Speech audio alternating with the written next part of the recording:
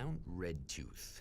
What's going on, guys? Maniacs here, back with my part 5 of my Alan Wake's American Nightmare Let's Play. For those of you who have kept up with my Let's Plays, this is part 5. This is a second time that we've come back to the Mount Redtooth Observatory. For those of you who remember, at the end of this part, we looked up at the sky and we got a piece of a signal that we need in order to, as this guy, God damn it, as the narrator starts talking, I'm already telling them, I'm in the middle of telling them that, asshole. You really gotta fucking tell him. So as the narrator just so rudely interrupted, as I was saying, what we need to do is basically repeat the same steps that we did last time. And there are enemies outside, as I recall. Yes, there are. Here's one of those. Whoa! Jesus Christ, I don't know where that guy came from. Fuck him. Dark Bang. Fuck you, dickhead. Fuck you. Boom. Fucked him up. Alright. So, as I was saying, this is the second time we've come back to the observatory, and like last time, we've got to get another piece of the signal. We don't get the full signal until the third part that we come back here. There's another one of the radios, by the way. Alright, so like last time, if you remember, if you watched the second part of my Let's Play, we had to go and get that imaging array, which is that camera looking thing that we plug into the telescope. And if you recall, what did we do? Oh, yeah, it was in the back, sorry. It was in the back of that lady's car that you meet up in the observatory. And she asked you to go get it. So instead of just going up there and asking her, or just instead of going up there and having her tell us to go get it, we're just going to go ahead and go grab it right before we go up there. It's just a thing that Alan decides to do. Since he's already knows what needs to be done in order to finish this area, he's just gonna start, going through and doing some stuff on the way there. So we can go ahead and grab this part. If you remember correctly, this is not the same place where she parked last time. I don't know why they decided to swap up her where she parks, but I guess just the thing she decided to do. It looks like she crashed in there. Whatever. Oh, here comes some fucking birds again. Great. God, I hate these enemies. They're so annoying. Fuck off. Fuck off. Fuck off. 3 shots. Boom, dead. Boom. Boom. Now see, one thing I recommend when fighting those guys, I should have said this earlier when they first showed up, is don't use your don't shine your flashlight at them. Don't hold left trigger at them unless you have to, because if you don't shine it at them, you can usually kill them before they even jump back into their crow form again. So I totally recommend just going through and just shooting them if you can. If you shine your light at them, they'll jump back and then they'll go into their crow form. So here, I'll show it to you here in just a sec. So as like that, I shine the light at him, and then he jumps back into his crow form. But if you just shoot him before, aside from holding left trigger, if you just hold the flashlight on, it does absolutely nothing to him. But if you just go ahead and shoot them, wow, that guy took more than 3 shots. That was bullshit. If you shoot them before you shine the flashlight on them, they'll literally just stay. They'll literally just sit there and stay in their regular form. You can just keep owning them. So that's always nice to do. So now that we got that stupid camera looking thing, we had to go back to the observatory. It's you. How dare you? No, wait, it isn't you this time. See, she's starting to figure shit out too, just like Emma. Even though Emma still got fucked up. I suppose you'd better come in. But she actually goes ahead and unlocks the door. So unlock it, you dumb bitch. Jesus Christ. Alright, so like before, here's another TV. Basically, this one's just Mr. Scratch talking about, evil twin, supernatural powers. This one's just I just like to keep things basic. He's just talking about some of the understand that. this is the one. This is probably my favorite one. He's talking about the weapons that he uses. So I'll just go ahead and be quiet and let you guys watch this one. Need to get your hands dirty? No batteries, no moving parts, just physics. That's technology you can depend on. It's a classic. Speaking of classics, you need to be careful with this one, though. If the victim suddenly twists, you might end up cutting yourself. It's not really a workhorse, but I'm a sucker for this style. Now this is more like it. You've got slip-resistant grip. Believe me, you really want that traction once you're wrist deep in somebody. The blade's stiff enough so it won't open by accident in your pocket, but it's still really easy to open with just one hand. Now that's a big thing for me. I know what you're thinking. It's too big, too heavy. But sometimes you just need the extra oomph. If you're talking intimidation, this is gonna do the job. Also great for dismemberings and whatnot. You know, the messy jobs. I can't tell you how many things I've MacGyvered with this stuff.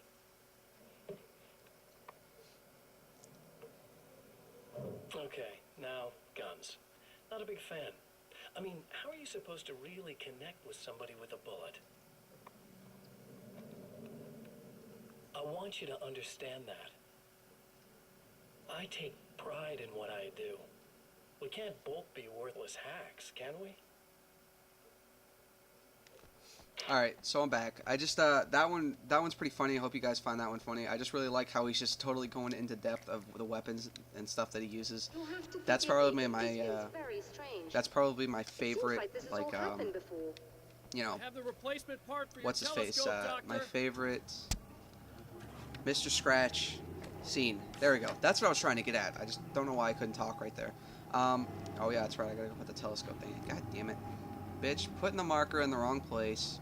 Now I have to walk all the way down here, come over here. So what I'm going to do is I'm going to rise up here, place the thing in here yet again. Click, click, bam. And like that, I think we can give this a go. Although it's I have done. a strange feeling that something will Don't go start wrong. it up yet. There's a problem with the coolant system. Alright, let me think. If they're sabotaging it, they'll be at the primary coolant pipe outside. If you can secure it, we should No. be ready to pick up the... Wow, I don't know why I just went all silent there. Basically, what she's saying now is go ahead and I'll take care of it. go and prevent them from shutting the coolant thing off. At the time, I'd appreciate if you came up here. Yeah, no, I'm not gonna come talk to you, you dumb bitch. She's kind of annoying to talk to. She constantly just goes about how this is totally scientifically impossible, and how she constantly can't, how she can't stand the fact that she remembers. But she's the one that's that has the hardest time, I guess you could say, accepting the revelation of there being time travel, sort of. She's the one that has the most, problem with it. She can't just get by the fact that it's scientifically impossible that she can remember all this stuff, even though it's never happened. Well, technically, it's never happened to her. So what she's telling us to do, or what Alan remembers, is, if you guys remember, the first time we came, God, wow, what am I even shooting at? First time I came here, you had to go around and turn these coolant tanks. You had to turn these valves, and the coolant would flow up there. So what Alan told her was, hey, the coolant system's going to get messed up again, and she starts to remember. So what she tells me to do is come down here to the primary coolant place, which is these 3 tanks right here. And basically what I got to do is stop the enemies from sabotaging it. Now, last time what we had to do was go... I don't know if you guys caught that, but one of those flashbang dudes threw a flashbang at those enemies. Sorry, I didn't know that he... Fuck, god damn it. Sorry, I didn't know that he threw one. Yet again, see? That guy, how that guy just exploded for some random reason? That guy's throwing those dark fang things. I don't know why I'm calling dark fangs, that's what they're like. They're basically flashbangs that explode in the darkness. So if you guys have been noticing, he's been throwing those things, and this guy actually killed 2 really, 2 powerful enemies for me. Thanks, dude. I'm gonna repay you by blowing you into sparks and flashy stuff. So yeah, like I said before, we have to come down here and stop those things from sabotaging these coolant tanks. And how we do that is we have to come over here The light. Am I correct? and You should be turn the able to lights turn on, the light. and It's bam. easier that way. Voila, let there be light. Alright, so now the coolant station is all set, and the darkness doesn't really like the fact that I'm doing this. They always get pissed off at everything. The darkness always gets pissed at everything you do, but now it's pissed at the fact that you're starting to figure it out. because everything that Mr. Scratch does and everything that the darkness does, it all happens anyway. It all happens the same exact way, just about every time. I don't mean like monsters spawning and stuff like that, but I mean like how the darkness, you know, deals. Holy shit! I don't remember that ever happening. I'm gonna probably die just to let you guys know. Damn it! This darkness is fucking me up. Oh my god. Get out of here. And of course, all these nice lights that keep shutting off could heal me, but no, they explode. Goddamn shitty ass light bulbs. And I'm pretty sure there he is. So basically, what we prevented there. Whoa, there he is. That's the guy that I was looking for. What we prevented from going down there was having to go around and turn those valves again and turn the coolant on. So what we did was we went and stopped the dark guys from actually, you know, making us have to do that. So now we're basically trying to backtrack towards the lady. Wow, I almost died there. Now we have to backtrack back up to the observatory to the place so that we can get the second part of the signal. So as you guys probably noticed, these parts are starting to get shorter and shorter. Like I stated in the first video, I'm gonna keep these keep the parts of the Let's Play to each part of the game itself. So as you notice, each part is getting shorter because each place is getting easier and easier to do. And how that happens is the AI start to help you more and more because they remember what you're there to do. So the second time that I went back to the motel, Emma already went and found all the items. The only thing that I needed to pick up was the battery. So I did that, and I was done with that area. That part was pretty quick. This part right here, since you already know what's going to happen, you can basically skip a bunch of steps. So that's one thing that they kind of fixed in this game, where even though they make you go through each part 3 times,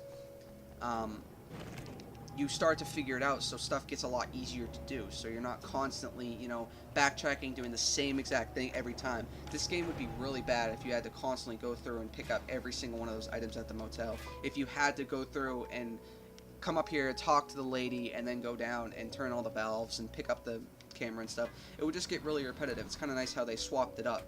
So, like I said, for those of you who have been watching the other parts, you probably realize that these parts are getting shorter because, like I said, it's getting easier to do. So, as we come up here, Alan talks to the lady again, and she basically starts talking about how she found the signal again, and there's more to the signal, but it's not all there. And Alan's, you know, thinking, oh great, now I'm gonna have to do this all over again. So what you do, you can go ahead and talk to her if you want. Go ahead, pick up the second part of the signal. So this pretty much wraps up part 5 of my Alan Wake's American Nightmare Let's Play. So that's the second time we've been to the observatory. We only have to come back here one more time. In part 6, we're going to go back to the drive-in and do that whole sequence again. So look forward to that. Thank you guys for watching, and I'll see you guys in part 6.